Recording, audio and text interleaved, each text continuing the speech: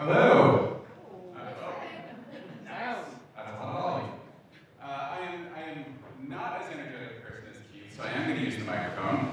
I am Alexander Danner. I am currently engaged in producing audio drama, which is going to be the bulk of where I'm speaking from today. Now, unlike people in most mediums, I often have to answer the question, what is that? Anyone here familiar with audio drama? Anyone listen to Welcome to Night Vale, Limetown?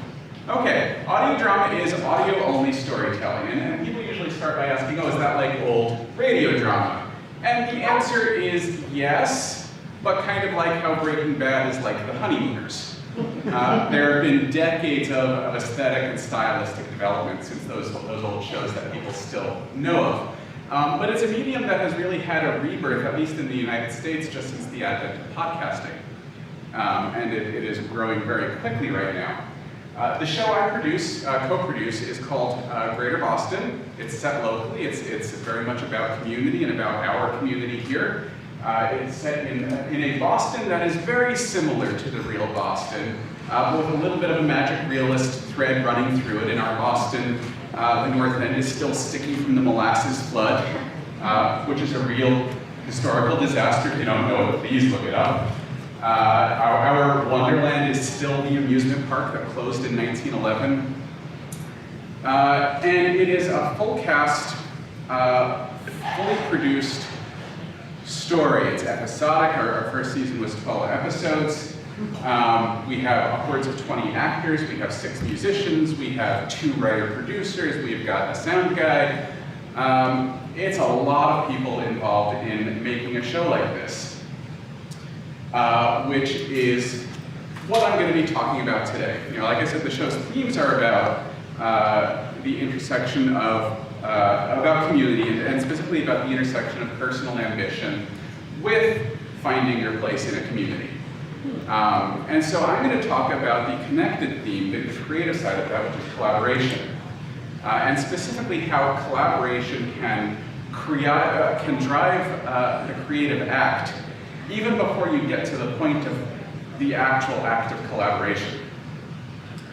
But to talk about my personal approach to collaboration, the way I go about it, I have to jump back 10 years, to 10 years before I had really thought about audio drama at all, back to when I was still working in a different medium, which was comics. This was the early aughts. There was a big movement happening at the time in web comics, which was the beginning of people creating comics and publishing them online. And I was very eager to break into that community in that form. I don't draw. I only write, and I was approaching comics as a collaborative art form. Now, comics has a fraught history with collaboration. There's a major cultural divide between people who are very into collaboration and people who are outright hostile to collaboration. Which there are historical reasons for that. It goes back to the rift between commercial superhero comics versus artistic underground comics, where the commercial comics were all collaborative and the underground comics were mostly solo creators.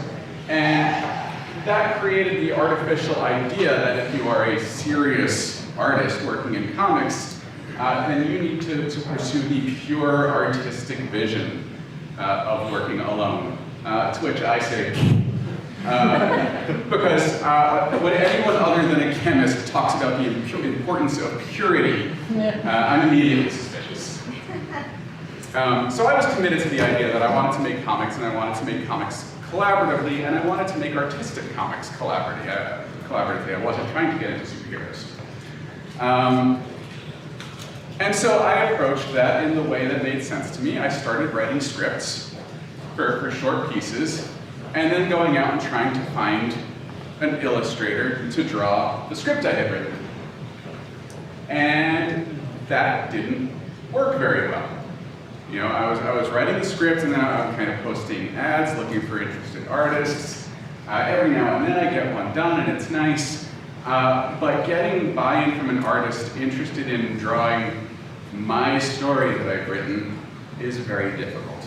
Especially because drawing a story is a tremendous amount of work. You know, it takes much longer to draw the comic than it does for me to write the comic. And so the artist has to be really interested. And so eventually, I found this one artist, found his work online. I didn't know him at all. A guy named Bill Duncan. And he was doing his comics in a style that really grabbed me right away. He was working in vector style art, which was still very new at the time. He was creating almost a cut paper effect digitally, and doing very cute, but with, you know, dark undertones type of stories. And I really liked what he was doing. And I looked at his work and I was like, I really want to work with this guy. I like the art he's doing. And so what I did was, I wrote a script. I didn't take one of my scripts and say, oh, I'm going to send him one of these scripts. I thought, what kind of story would this guy like to draw for me? And I sat down and I wrote a script that was not the first idea that came to mind, but the idea that I thought this guy would read and immediately need to draw it. Right? I wrote him a script. And then I sent him an email, and I told him, you know, I found your, and he's, you know, at the beginning of his career too. This would certainly not work with someone who is already a successful paid artist, but we were at similar points in our careers. And I sent him this email, I said, you know, I read your comics, I really like them, I love your art style, they inspired me. And I wrote this script, and I wrote this script just for you. And that was the beginning of the first great collaborative relationship of my career. Because he you know, was flattered, first off. That always helps. But I got the script right. You know, I looked at his work and thought, what am I going to write that is the thing this guy will enjoy drawing? And he read the script and he wanted to draw it because it was the right thing for him. And so that was where I flipped my approach to. Should brought some water. That is where I flipped my approach to collaboration. I stopped creating a thing and then trying to find the right person to execute it. I found the person I wanted to work with and created something that they would need to act on. And for a long time I worked with Bill Duncan, and I did this with a few other people. And the thing about it was, you know, there were a lot of benefits to me in approaching collaboration in this way. Number one was I got a lot more of my comics drawn, right? So just in terms of actually getting complete work, it was a great help. But on top of that, my writing got a lot better. Because I wasn't just, oh, thank you so much.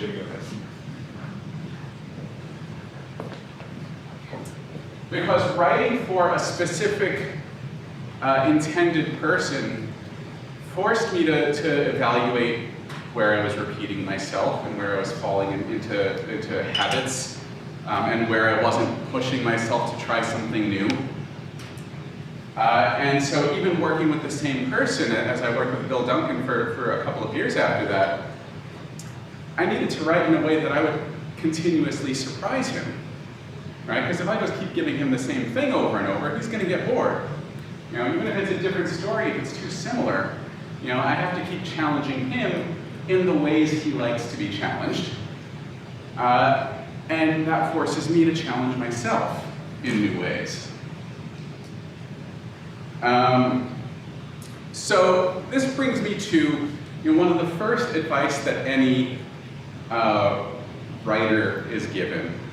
And the advice that I hear writers give all the time is, write the story you want to tell. or read, or hear, not write the story myself, write the story you want to read, excuse me, or hear, or see, depending on the medium. And that's fine advice, write the story you want to read. I mean, certainly don't write a story you don't want to read, right? But in terms of advice in picking the project to pursue, I think it's very limited. Because I think most people, if you're a storyteller by nature or a creative person by nature, you probably don't have just one story, right? You've probably got a dozen stories or 24 stories.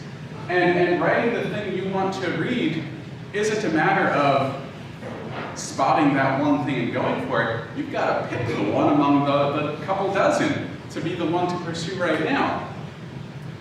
And the way that I narrow down those ideas and decide what to pursue is by thinking first about who I'm going to be working with.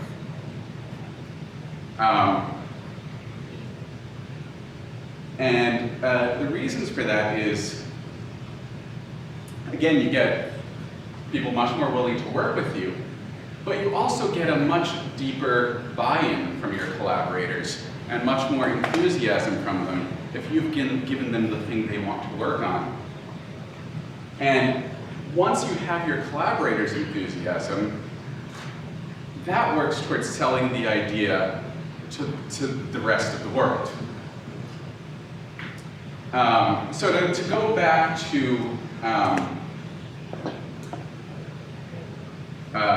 audio drama, so now I've worked in comics for a while. I kind of finished up my time there. I still dabble in that. But a couple of years ago, I moved into audio drama. And the path I got there was, at this point, I've got a couple of things going on. I'm at this point also writing prose fiction. And I'm meeting weekly with my friend Jeff Van Driesen, who is also writing prose fiction. And we have a back and forth critique that we do of each other's work. But at this point, we're both getting really frustrated with where our careers are.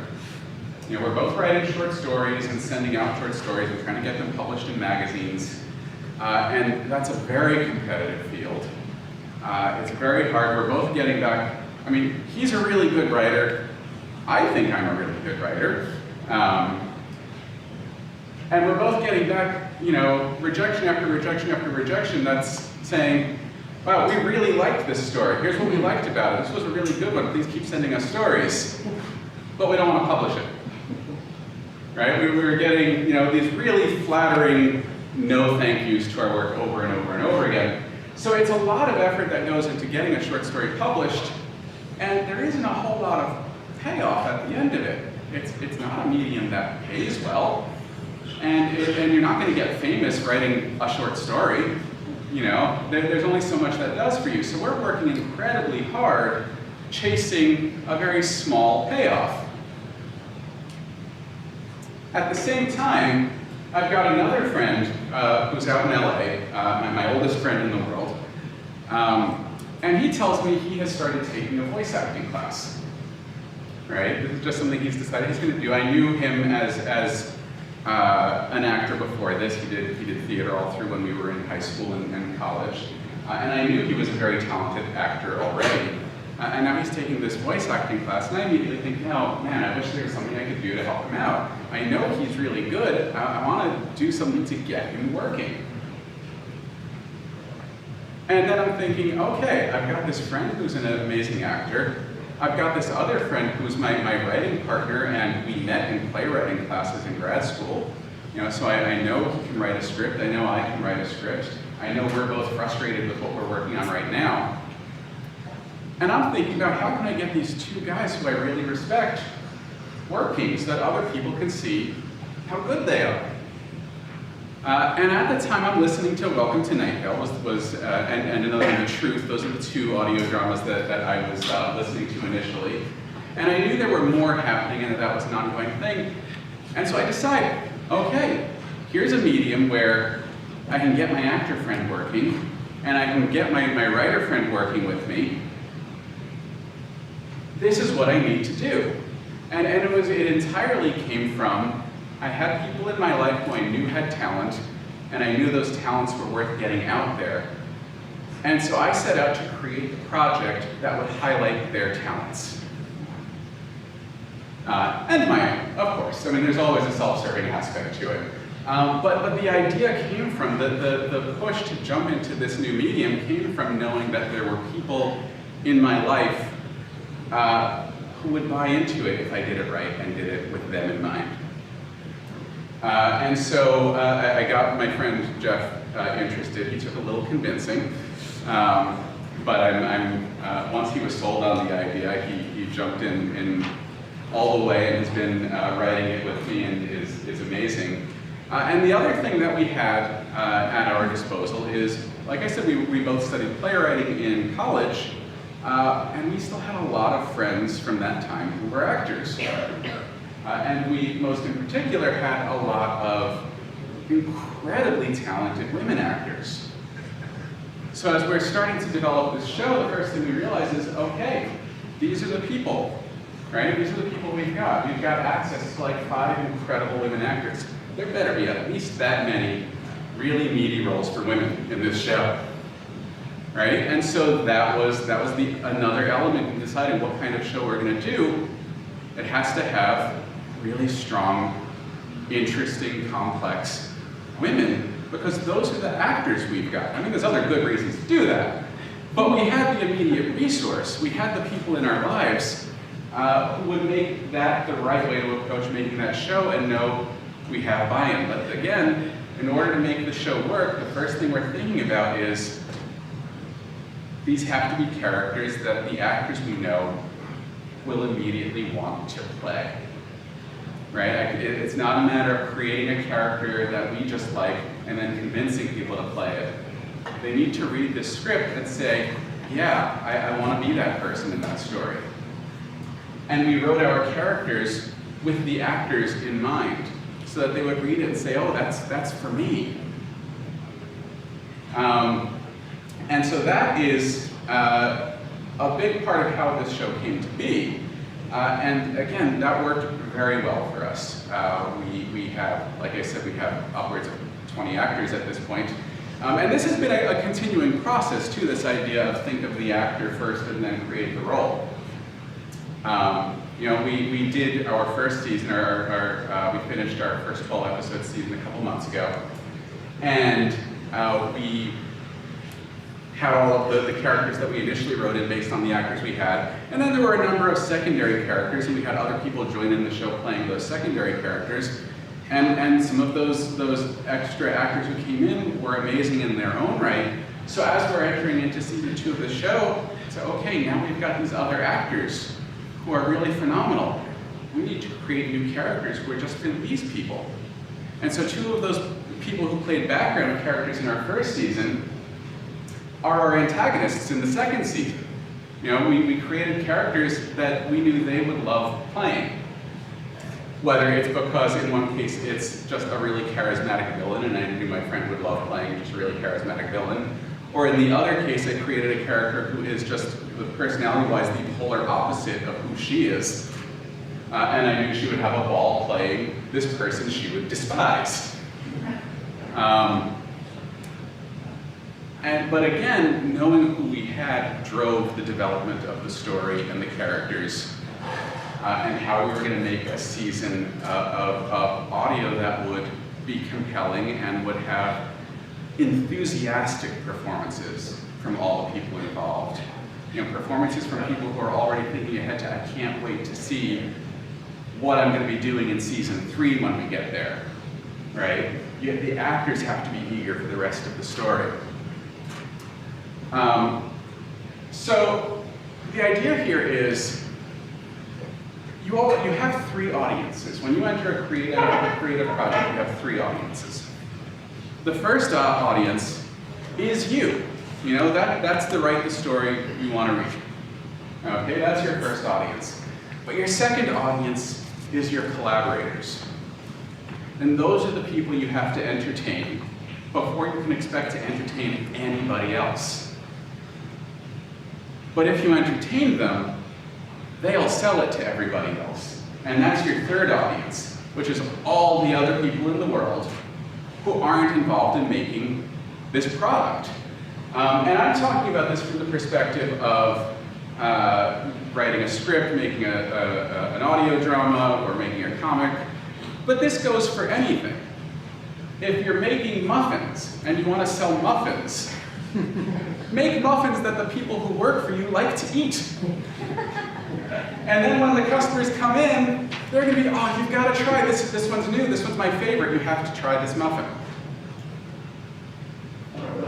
I mean, when you go into a store and like the person who works there is like, oh, this was the best thing I've eaten here, don't you take that recommendation? Yeah.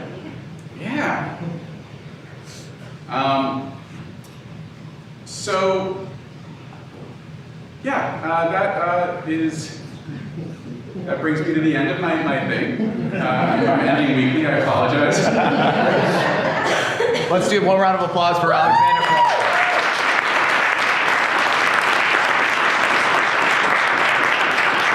We have about 3 or 4 minutes. If we have any questions, please feel free to raise your hand. I love answering questions.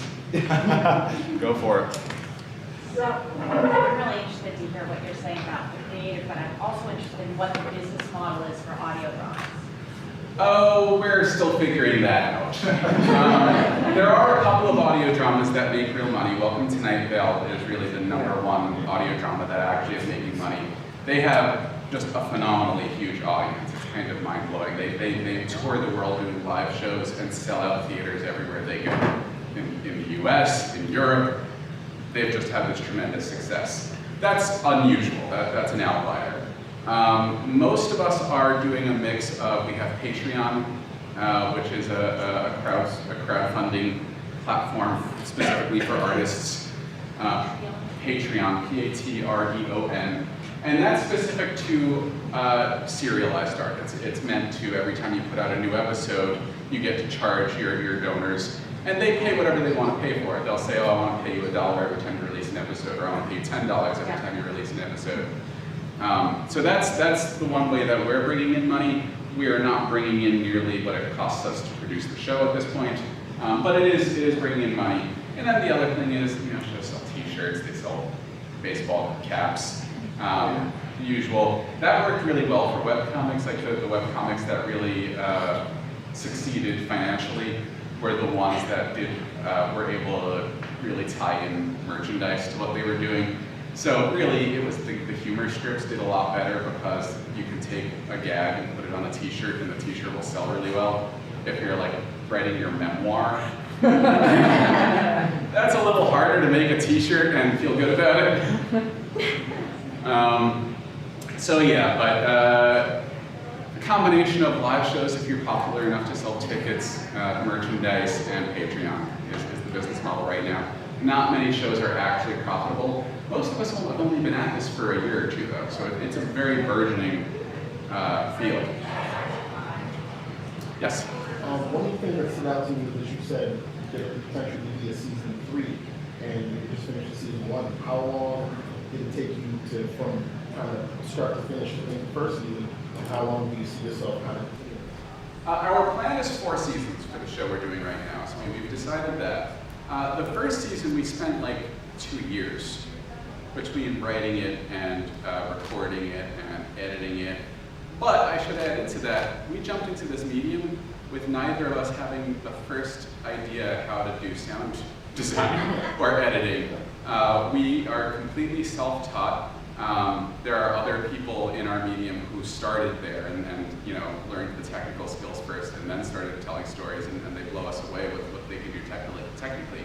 But we taught ourselves how to do the processes, and that was a big part of the time spent in that initial development. At this point, we are not masters of sound design, but we're competent and we can make our show sound good, and we don't have to put as much time into figuring out how to do it anymore. So we're actually, our second season launches in January. We only had a few months between the end of season 1 and the launch of season 2. And in that time, we wrote an entire 12-plus episode second season, and we're very near the end of recording it now. Some shows go episode by episode. They write an episode, they record an episode, they release an episode. We do the whole season at once. We write the whole season, then record the whole season, and then kind of edit the episodes and do the production as we go.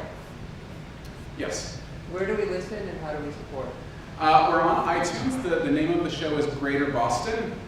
Don't confuse us with the local. We're on iTunes, we're on SoundCloud, we're on Stitcher, we're on Pocket Cast, all the podcast apps.